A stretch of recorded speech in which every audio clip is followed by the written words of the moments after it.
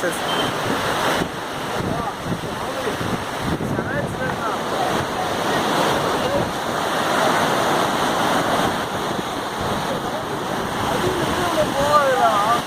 சாடி ராகுல் சாடிரு